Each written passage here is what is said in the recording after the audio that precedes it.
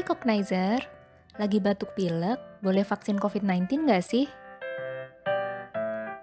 Sebelum vaksinasi diberikan, akan dilakukan penapisan atau screening terhadap setiap calon penerima vaksin COVID-19. Screening yang dilakukan meliputi 1. Konfirmasi identitas, 2. Pengecekan suhu, dan 3. Pengukuran tekanan darah. Selanjutnya, petugas akan menanyakan beberapa poin terkait riwayat kesehatan kita.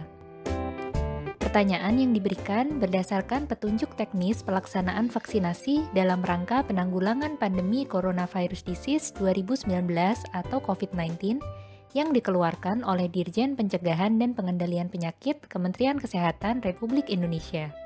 Dalam juknis ini terdapat formulir berbentuk checklist untuk penapisan pra-vaksinasi.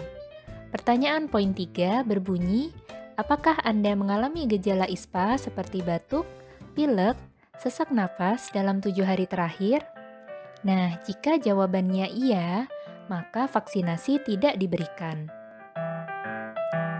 Untuk penjelasan lebih lengkap, teman-teman bisa konsultasikan pada dokter masing-masing. Stay tune di Kognisi ID untuk penjelasan menarik lainnya.